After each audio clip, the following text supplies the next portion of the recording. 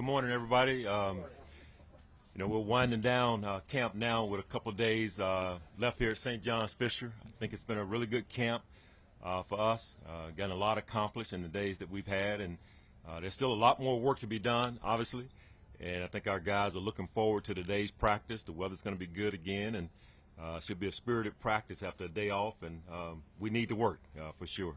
So, Coach, as you review the practice tape to get a feel for how guys are playing off one another, on your defensive unit, how much more valuable is the preseason game tape going to be for you to make those kinds of evaluations? Yeah, Chris, for sure the preseason games are extremely important because now you see them in real-time situations similar to what they're going to experience in a regular season game for some guys. And then the fact that for some, this is the one view that you get. There's some guys that are fighting for roster spots, and you want to see them in that atmosphere in a game situation, and it helps you determine, where that guy's going to be and how he might be able to help you once the regular season begins. So these games are very, very important, as much because of the atmosphere, and see how they execute in those situations under the lights makes a difference. D-line in particular, is it some of the best evidence you have in finding the combinations you're looking for up there? It can be, some of it is for us just seeing individual performances also, and you're also trying to, gel as a group. But at this stage, you really want to be able to evaluate guys' individual performance, and then the next step is some of the things that we do as a unit. But you're trying to evaluate individuals right now to see where they fit, on your roster, and in this case, our defensive line. Leslie, what has allowed Christian Benford to be able to be getting the opportunities that he's been getting in practice? He's really been active around the ball and has a chance to get his hands on a lot of balls. And when he's had opportunities, he's made some plays. And it's still early in the process. We haven't played a preseason game yet, but when we drafted him, we saw a guy who we didn't think the game was too big for, and that it wouldn't be that case when he came to the NFL. We liked his transition. We liked his toughness. We liked how poised he played, and a lot of those things that we saw when we were evaluating him, we're seeing them now in training camp. And, it's a process, so you just got to continue to go through the process and watch how he develops. Leslie, what's been your assessment so far, particularly since the pads went on of Kaiir Elam? I really like a lot of things that Kaiir has been doing for us. The improvement from the spring to what we're doing in training camp. It's such a big transition from college football to professional football. So both he and Christian have done a really good job and not let the game become too big for him. Kaiir in particular, you still see that willingness to get down and get in the face of receivers like he did in college, not afraid to get down and play press coverage. But he's learning the other part of the game, being able to play off, because we do other things in our defense other than play press, and he's really growing in that area. So I've been really impressed with his mental toughness and his coachability. That's a big deal, Matt, when you're trying to bring a guy along and hopefully prepare him to have a good season for you in his rookie year. And he's been very coachable, and his knowledge of the game and his maturity has really jumped off. Leslie, could you speak to Jaquan Johnson? Now, he's getting a chance right now because Poyer's out, but he's in his fourth year, and just because he's playing behind these two guys, never really gets on the field to play defense. Can you maybe speak to that part of how a player deals with special teams is one thing, but not being able to do what you really want to be doing? How tough can that be? Yeah, for sure. I mean, for Quan, he's been a guy who has excelled for us on special teams. He's a guy that Matt Spiley really relies on, one of our four-core special teams guys. But at the same time, as you mentioned, this is one of those guys who feels like he's capable of playing in the secondary as well. And when he's had some opportunities, although there haven't been many, when he has had opportunities to play in games, he's done a good job for us. And now, because of the injury to Jordan, he's getting more reps, and he's showing that he's more than capable, if he's called upon to have to play extended period of time, that he can get the job done. So it's been really good to watch him and his professionalism through this process, knowing that I'm playing behind two really, really good safeties and understanding my role. One of the things that Sean always talks to the players about, just doing your 1/11 and really understanding your role on the team. Well, Jaquan has been one of those guys who has exemplified, I understand my role, and I'm going to stay within my role, but when my opportunity comes, I'm going to show you that I'm capable of really holding down the safety position if I get an opportunity. So, have you had to talk to him about, keeping your head up, be patient, and not let it get to you? Have you had to have those conversations through the years with him? Yeah, over the years. Of late, no, because in the spring as well as here in training camp, he's gotten a ton of reps. But over the years, yeah, you have to encourage guys like himself, and we have some others in a similar situation, and you don't want them to get discouraged. I mean, they still have to be pros and really work hard, and Jaquan has done a great job of that. How often do you check in with Tre'Davious White? Because human nature would say every 15 minutes. If you have a cornerback that's a star, you'd be checking in on him. But do you check in on him pretty regularly as he's kind of trying to get back on the field? Every 10 minutes, Josh. Every 10 minutes. Not 15. That's too long. No, I do check in from time to time and see how he's doing. And, I mean, he's such a key part of our defense and our team. And, you want to know how he's doing. And not just from a physical standpoint, which you hear from the trainers and the doctors, but also from a mental standpoint as well and emotionally. So he's in a good place mentally, and he's working his tail off physically. So hopefully it's just a matter of time before he's back out there with us. When it comes to Ed Oliver, how much influence have you seen Eric Washington have on his development? Jordan Phillips spoke to that and said he's seen that since he's left and came back. But how much influence has Eric had? I think Eric deserves a lot of credit for Ed's maturation over the last year or so. And I think the last time we were here, we had a chance to reference where the biggest improvement has come with Ed, and it's really from the neck up. And Eric identified that early on when he began to work with Ed. He saw the physical talent, saw the tools that he had to work with, and the next step was to get him to understand situational football, the difference between 1st and 10 and, say, 2nd and 12, 3rd and 3 versus 3rd and 9, what might come from that, and how to study tape, all those kind of things. So the physical talent was there, but how can I get him to think through the game and understand how things change based on the situation? And Eric has done a terrific job of not only helping him from a physical standpoint, but helping him from a mental standpoint as well. Going back to Christian Benford, is there something in the DNA of a player coming from a small school? Terrel Johnson came from Weber.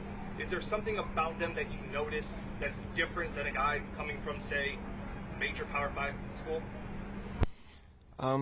Not necessarily. I think it's just the individual. I mean, there are obviously guys from Power 5 schools who come to the NFL and excel in their own right, and there's some that don't do as well. And there are guys from small schools who excel, and there are others that don't do as well. So I think it's the individual and, what lies behind that chest cavity and what kind of grit does he have. So Christian is one of those guys who's a tough-minded player, practices with a chip on his shoulder, and so does Taryn, and they feel like they have something to prove every single day, but I wouldn't say that's any different than Tremaine Edmonds. I mean, he's the same way. Micah Hyde practices that way, Jordan Poirier. So I don't know if it has anything to do with big school, small school as much.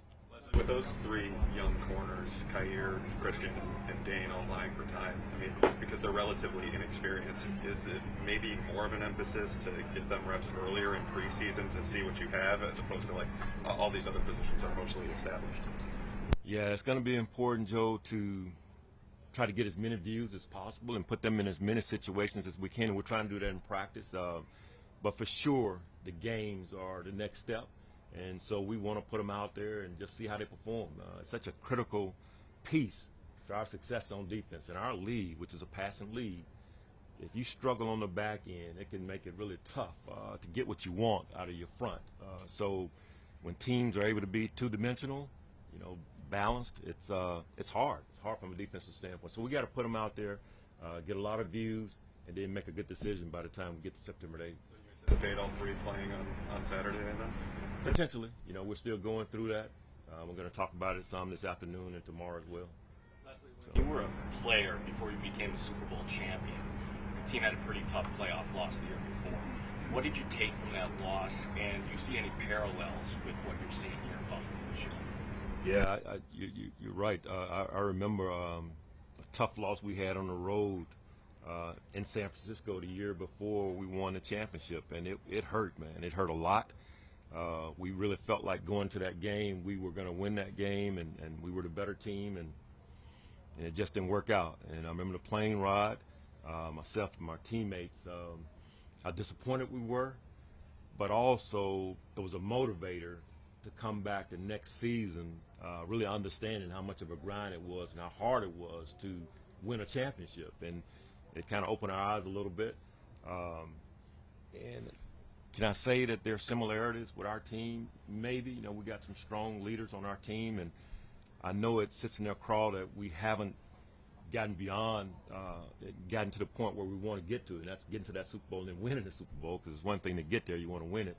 But I think our guys are really motivated, but it's a process, you know. Even that next year when we did win it, we didn't really hit on all cylinders until probably mid-season, and then we were rolling from there. So there are going to be some growing pains. You just want to know that you're tough enough as a group to fight through those moments where you're not winning 30-0, because there are going to be some nip and tuck games where you got to win in the fourth quarter, and you got to be talented enough but mentally tough enough to be able to do that as well. Leslie, in that sense, when you see this sign, the banner up there, find a way, does that feed into the message? Does that feed because this team hasn't found that way yet? Well, it's important, John, to have that mentality. Just find a way to win. You know, no matter how you do it, it may not satisfy the critics if you win by 1 point to a team that they deem is not worthy of being up against you, and you can't get caught up in that. You just got to find a way to win in our league. It's a tough league to win in, but just that mentality is a big deal. Find a way. Somehow, some way, find a way. You mentioned it's still early here in the process, training camp, preseason. How much of the evaluation period begins Saturday, and is maybe more important the rest of the way, as opposed to not dismissing things that have happened the first few weeks, but is this really where you dial in and these plays and performance matter most? I don't want to say matter most, John, because it is cumulative. I mean, the things we did back in the spring, they were very, very important as we were trying to lay the foundation, in our case, for our defense and how we do things, and, you know, how we communicate, how we practice, developing chemistry.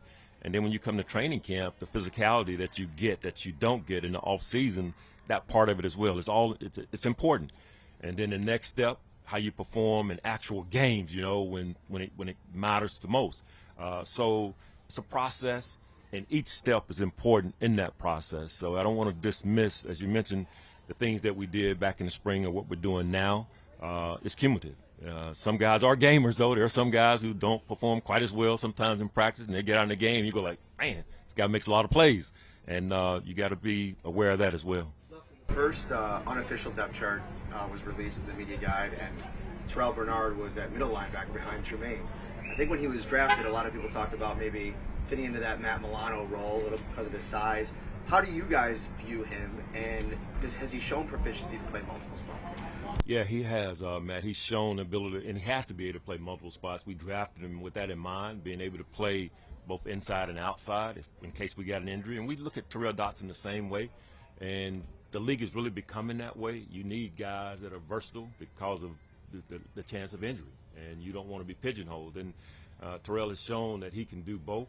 And although he's listed as a backup Mike, we want him to be able to play some will in a pinch as well. And, you know, he's developing in that area. And we thought he could. We thought he was smart enough. It was just a matter of athletically if he would fit, and he's shown that he can. What's Bobby been like as a linebackers coach, and I guess Jimmy being the secondary coach? What's that been like for you and watching those guys in new roles? Yeah, they're both doing a terrific job, Sal.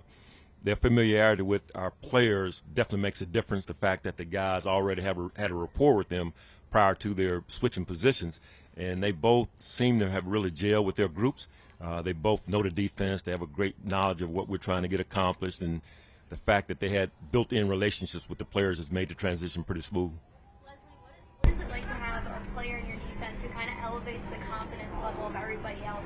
Talking to Von Miller, it seems like the defensive line is really playing with a different type of confidence during this training camp, and Ed's talked to it too. And what can that confidence do for an entire defense?